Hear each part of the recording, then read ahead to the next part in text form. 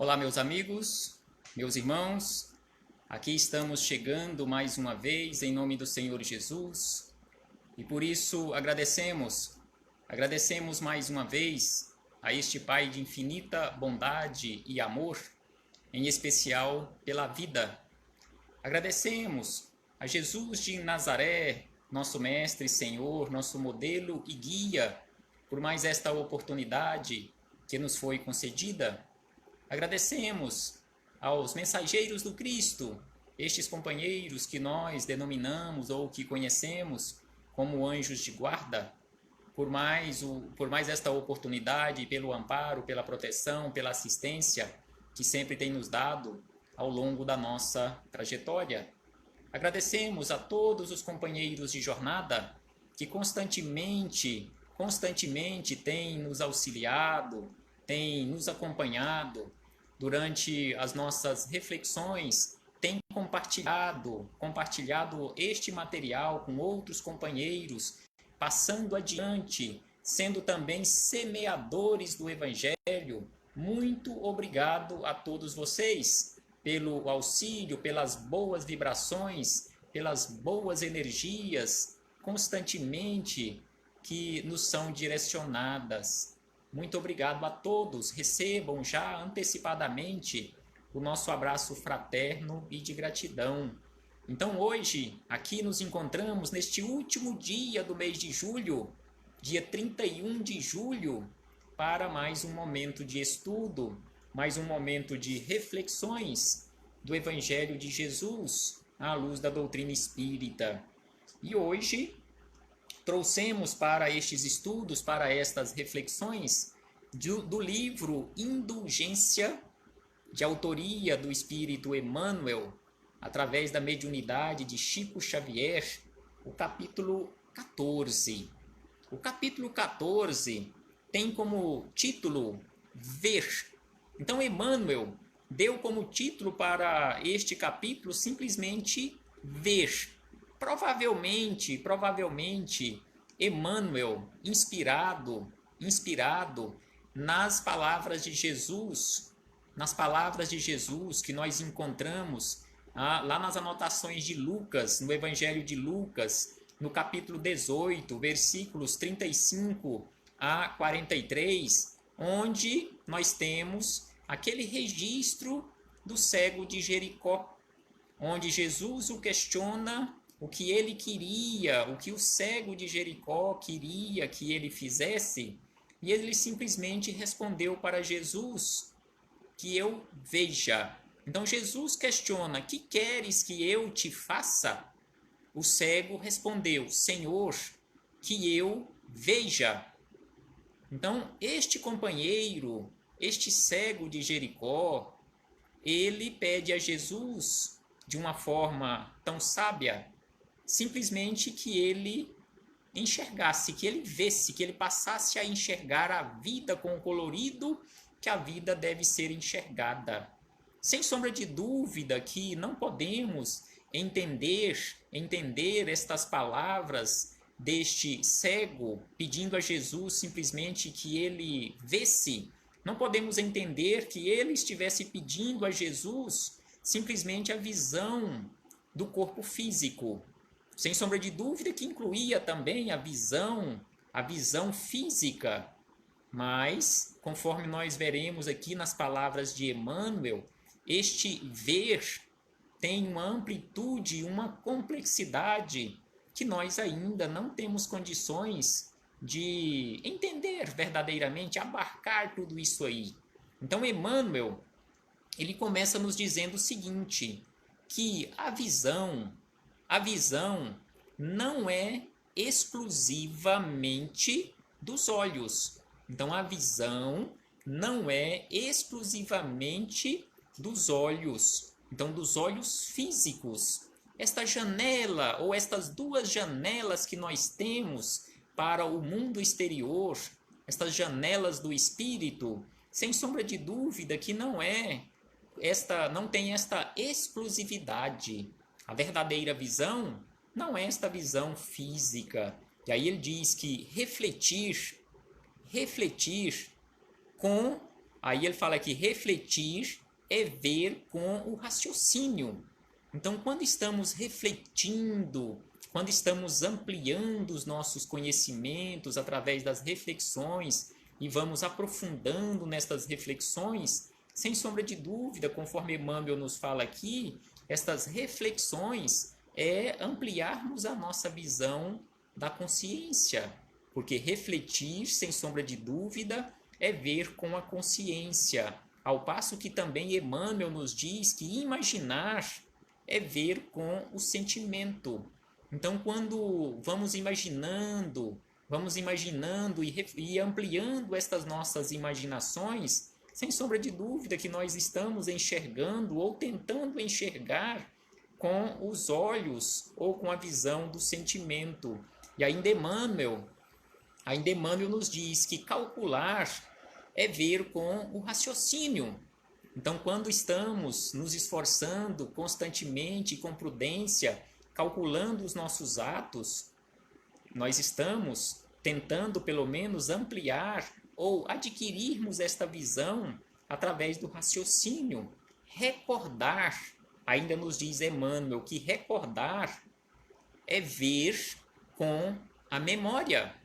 Então, quando estamos recordando aqueles fatos do passado, em especial aqueles fatos alegres, é lógico que nesse caso aí entram todos os fatos alegres e tristes, às vezes fatos que nos fazem rir ou que nos fazem chorar, nós estamos vendo lá no passado, aquela visão lá do passado, através da nossa memória. E aí ele acrescenta dizendo o seguinte: por isso mesmo, a visão, por isso mesmo, aí depois que ele colocou esses 4 tipos de visões aqui apenas para ampliar as reflexões, o refletir, o imaginar, calcular e recordar, aí ele diz que por isso mesmo, a visão é propriedade vasta e complexa do espírito, que se amplia e se enriquece. Então a visão não é propriedade do corpo físico. A visão, conforme nos diz aqui Emmanuel, com sabedoria, a visão é propriedade vasta e complexa, ou seja, é muito vasta e ao mesmo tempo muito complexa, e que se amplia e se enriquece uma vez que é propriedade do ser imortal constantemente, ou seja, ele diz que amplia e se enriquece constantemente à medida que poderes e emoções se nos desenvolvem e aperfeiçoam. Então, à medida que nós formos ampliando os nossos poderes, as nossas emoções, nós iremos ampliando a nossa visão. E aí ele diz aqui, quem deseje realizar aquisições psíquicas, aí ele nos traz aqui um conselho, uma orientação, uma receita, nos dizendo que quem deseje realizar aquisições psíquicas de clarividência, com proveito nos celeiros da vida, ilumine o próprio coração, a fim de que o entendimento em se exteriorizando através de nossos sentidos, nos regenere o mundo interior, reajustando-nos o idealismo e equilibrando-nos os desejos na direção do bem infinito. Então aqui ele nos diz, se queremos verdadeiramente ter esta visão verdadeira, esta visão clara do mundo espiritual, conforme ele nos diz aqui, a clarividência, enxergar com os olhos do coração, ele fala que é necessário que nós iluminemos o nosso próprio coração. Então é preciso, para que isto aconteça, sem sombra de dúvida, conforme nos orienta Jesus, é preciso que estejamos constantemente vigilantes. É preciso que estejamos trabalhando constantemente, eliminando do terreno do nosso coração aquelas ervas daninhas que possam ir sufocando a sementeira de crescimento espiritual de cada um de nós. E aí ele fala que, neste caso, trabalhando constantemente a iluminação do próprio coração, nós iremos alcançando a regeneração do nosso mundo interior.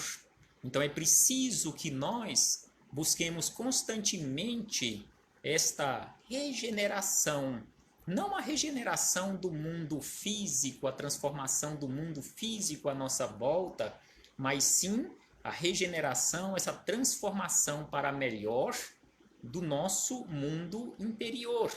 Então, quando nós falamos que nós estamos aqui na Terra com uma missão grandiosíssima, que é a missão de transformação, de regeneração de um mundo, não estamos falando besteiras, não estamos falando palavras usando alegorias, não, de forma alguma, porque verdadeiramente nós aqui nos encontramos como missão maior e primeira, transformar um mundo, que é exatamente o nosso mundo interior, equilibrando-nos os desejos, conforme nos fala Emmanuel, para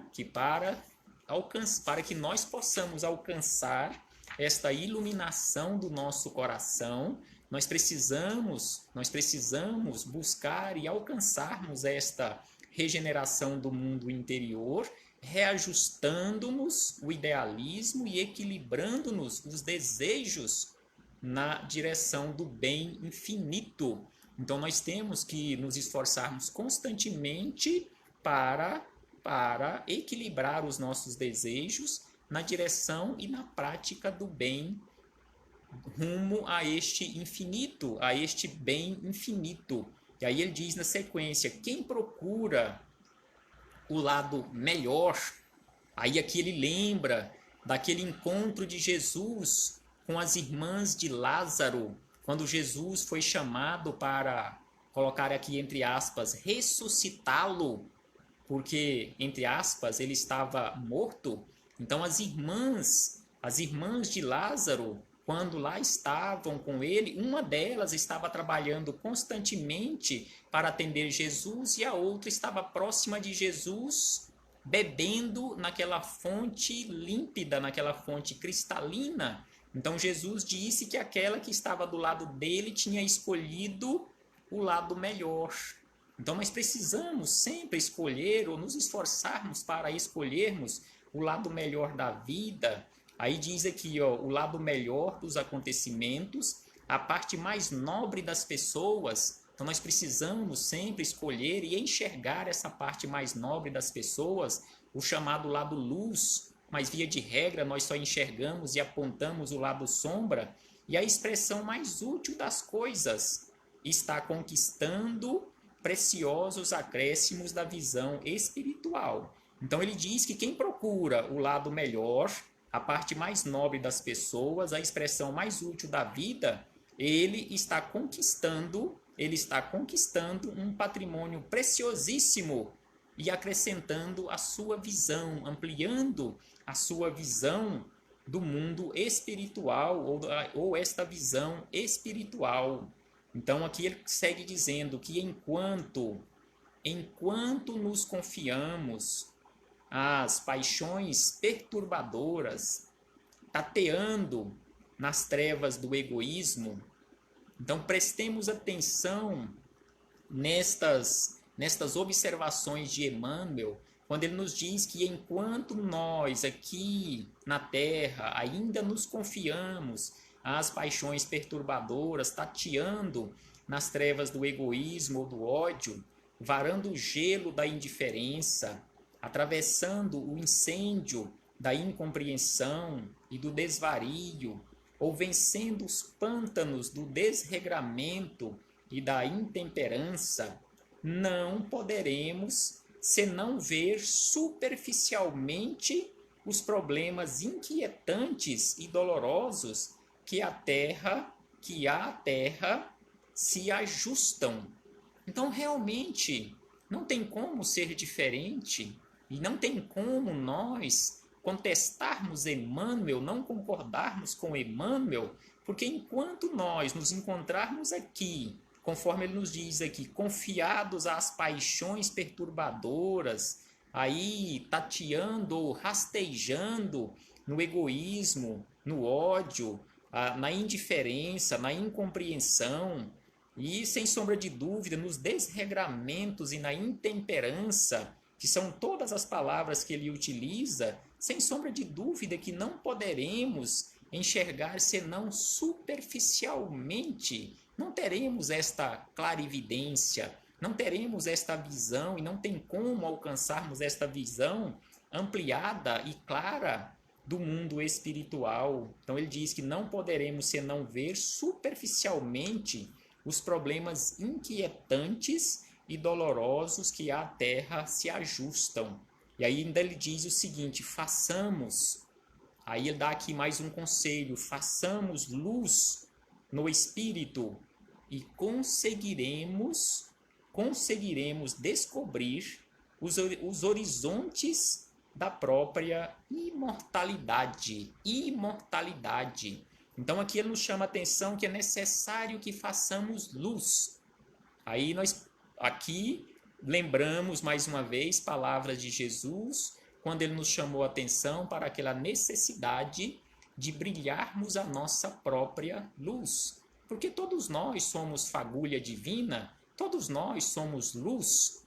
Então precisamos trabalhar constantemente para irmos fazendo brilhar pouco a pouco a nossa própria luz, para que passemos a caminhar e que possamos passar de uma forma mais rápida, caminhar usando a nossa luz própria e não usando a luz emprestada de outros companheiros. Então ele nos chama a atenção que é necessário que façamos luz no espírito. E desta forma, se nós desenvolvermos esta luz do Espírito, que é luz, o Espírito, nós conseguiremos descobrir os horizontes da própria imortalidade. E aí ele segue dizendo o seguinte: todos enxergam alguma coisa na vida comum. Entretanto, raros sabem ver. Então é por isto que aquele cego de Jericó, ele pediu para Jesus não que ele tivesse simplesmente aquela condição de enxergar, tivesse a visão do corpo físico, mas que ele pudesse ver. E aí ele encerra dizendo: ajustemo-nos aos princípios do vidente divino, que soube contemplar as necessidades humanas com amor e perdão do alto da cruz. E por certo começaremos desde agora a penetrar na claridade sublime de nossa própria ressurreição.